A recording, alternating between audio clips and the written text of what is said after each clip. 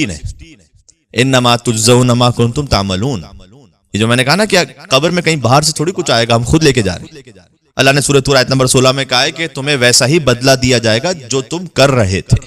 کئی مرتبہ لمبے سجدوں سے بڑھ کر ہوتا ہے کہ کسی جگہ پر اپنا حق ہوتے ہوئے بھی صبر کر لینا، درگزر کر لینا اپنے حق سے. اللہ کو یہ پسند ہوتا ہے. ہم ان معاملات پہ بھی غور کریں، اور جہاں تک ممکن ہو سکے اگر کہیں پر کسی مومن کی کسی بھی قسم کی مدد کے لیے آپ کو کوئی موقع آپ کے ہاتھ میسر آیا ہے، اس کو ضائع نہ کریں. بہت اہم ہے. امام موسیٰ کاظم علیہ السلام کے پاس ایک شخص آیا مدینہ منورہ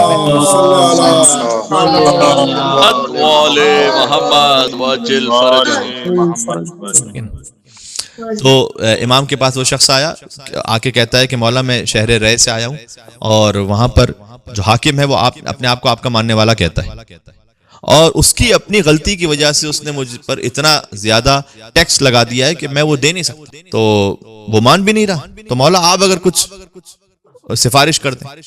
مولا نے خط لکھا، یہ بہار انوار میں علامہ مجلسی لکھتے ہیں. مولا نے خط لکھا، اور خط میں یہ لکھا جو ہم اور آپ کے لیے سیکھنے کی بات ہے. امام نے کہا کہ خدا نے، اے شخص، خدا نے اپنے عرش کے تحت ایک سایہ رکھا ہوا ہے جس میں وہ اسے جگہ دے گا جو اپنے کسی مومن بھائی تک خیر پہنچا دے، یا اس سے کسی مصیبت کو دور کر دے، یا اس کے دل کو خوش کر دے. کیا کہنے سبحان اللہ سبحان اللہ.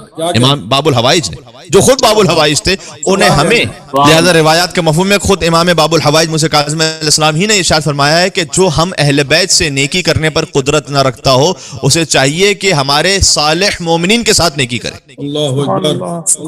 ہمارے چاہنے والے ماننے والوں کے ساتھ نیکی کرے. پھر فرمایا کہ جو ہم اہل بیت کی زیارت پر قدرت نہ رکھتا ہو، آج کا زمانہ نہیں جا سکتے نا، اب راستے بند ہیں، کہ جو ہم اہل بیت کی زیارت پر قدرت نہ رکھتا ہو، اسے چاہیے کہ ہمارے جو صالح چاہنے والے اور ماننے والے تھے ان کی قبروں کی زیارت پر جائے. جب تک آپ نہیں جا سکتے کربلا، کاظمین، نجف، سامرہ، جب یہاں پر لاک ڈاؤن اس طرح سے کھل جائے کہ آپ قبرستان جا کر کسی مومن کی قبر پہ جا کے زیارت کر سکیں، وہ کام کیجئے. امام نے فرمایا کہ چونکہ تم ہماری زیارت پر آنے کی قدرت نہیں رکھتے تھے، پھر اس نیت سے وہاں پر گئے تھے، انشاءاللہ تمہیں اللہ ویسا ثواب عطا کرے گا جیسے تم قبر ائمہ علیہ السلام پر جا کر زیارت کر رہے ہو. ہمارے چاہنے والوں کے ساتھ نیکی کرو گے ویسا ہے کہ جیسے تم نے ہمارے ساتھ نیکی کی ہے. ایسا کیوں ہے؟ دیکھیں، ہر مومن جو امام کی ولایت کو مانتا ہے، اس کے اندر امام کی ولایت کا ایک جز ہے یا نہیں؟ غور کیجئے گا. تو آپ نے اگر اس ولایت کی خاطر اس سے نیکی کی تو در حقیقت آپ نے اس شخص کے ساتھ پرسنل معاملے کے حوالے سے نیکی نہیں کی، آپ نے اس ولایت کی خاطر اس سے نیکی کی. ارے کیا کہنے، سبحان اللہ سبحان اللہ. عظمت امیر المومنین، بلند تر صلوات. اللہم صلی علی محمد و آل محمد وجل فرجہ. سبحان اللہ سبحان اللہ. کیا کہنے. ایسے تو بہت سے لوگ اپنے پرسنل دوستوں کی مدد کرتے ہیں، فقط یہاں پرسنل معاملے پہ بات نہیں ہو رہی. امام نے کہا کہ چونکہ تم نے ہماری ولایت کی خاطر اس سے نیکی کی ہے، اور ہماری ولایت کا ایک جز اس میں بھی ہے چونکہ وہ ہماری ولایت کو مانتا ہے، لہذا اس ولایت کے جز کی خاطر جب تم نے نیکی کی ہے تو ویسا ہے کہ جیسے تم نے ولی اللہ کے ساتھ نیکی کی. اللہ اکبر. خود امام کے ساتھ نیکی کی. تو امام نے خط میں لکھا کہ اللہ نے اپنے عرش کے تحت ایک سایہ رکھا ہوا ہے جس میں جگہ اسے ملے گی جو کسی مومن تک خیر پہنچائے گا، یا اس کی مصیبت کو دور کرے گا، یا اس کے دل کو خوش کرے گا. اور یہ خط لانے والا تیرا دینی بھائی ہے، والسلام. یہ خط لے کر وہاں پہنچا رائے کے حاکم کے پاس. اب دیکھیں، فقط زبانی جمع خرچ سے بات تھوڑی بنتی ہے، لقلقہ لسانی سے. کیا کیا اس نے؟ جب وہ وہاں پر پہنچا اور اس نے پہنچ کر کہا کہ امام کاظم علیہ السلام کا خط لے کر آیا ہوں میں، جا کر اس کے ملازم سے کہا کہ اندر جا کے کہہ دینا. یہ کہا امام کا قاصد آیا. اللہ اکبر. کیونکہ تھا بہرحال امام کا چاہنے والا، اس سے سمجھ میں آتا ہے کہ با معرفت تھا، جبھی تو امام نے خط لکھا تھا. بے شک. کیا کہنے قبلہ. سبحان اللہ. واہ واہ واہ. حبیب ابن مظاہر کو بھی تو خط لکھا تھا نا. اللہ اکبر. اللہ بات ہو رہی. کیا کہنے. حبیب ابن مظاہر تو خیر شہیدان کربلا میں اس عظیم اس شان مقام پر کہ جب حبیب کی زری پہ پہنچتے ہیں عراقی زائرین تو خاص طور پر وہ کہتے ہیں کہ یا ناصر الحسین سجلنا من زوار الحسین. اے حسین کی نصرت کرنے والے، آپ ہمیں حسین کے زائرین میں لکھ لیجئے۔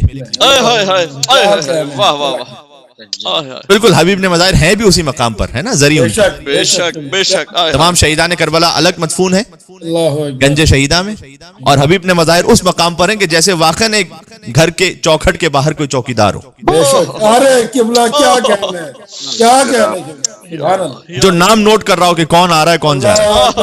اللہ اکبر، کیا کہنا، سبحان اللہ، گویا حبیب نے مظاہر علیہ السلام کو حسین نے ڈیوٹی دی ہوئی ہے کہ تم زائرین کے نام لکھنا۔ اللہ اکبر، تو وہاں عراقی جا کے کہتے ہیں کہ یا ناصر الحسین، اے حسین کی نصرت کرنے والے، سجلنا من زوار الحسین، آپ ہمیں حسین کے زائرین میں لکھ لیجئے۔ اللہ اکبر، تو کہیں نہ کہیں کوئی معرفت کا مقام ہوتا ہے، جبھی تو امام خط لکھتے ہیں نا اور بلاتے ہیں۔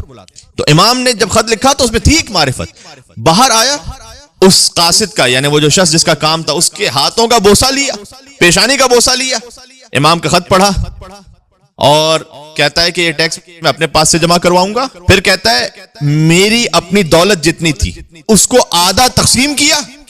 میں نے کہا نا کہ لقلقہ لسانی کے تک نہیں، اپنی دولت میں سے آدھا تقسیم کیا۔ کہتا ہے کہ یہ اس کا جبران کمپنسیشن ہے، جو تکلیف پہنچی ہے نا، یہ میری جانب سے قبول کر لے، معافی چاہتا ہوں میں۔ وہ شخص پھر سے کچھ سالوں بعد امام کے پاس جب پہنچا خدمت امام میں، تو امام کی خدمت میں واقعہ بیان کیا۔ امام علم امامت سے تو لازمی بات ہے، جانتے تھے۔ امام نے کہا کہ اس سے جا کر کہنا کہ ہم اس سے راضی ہوئے، ہمارے جد رسول اللہ اور امیر المومنین راضی ہوئے، خدا بزرگ و برتر اس سے راضی ہو گئے۔ اللہ اگر آپ اپنے زمانے کے امام کو راضی کرنا چاہتے ہیں، کسی مومن کو راضی کریں۔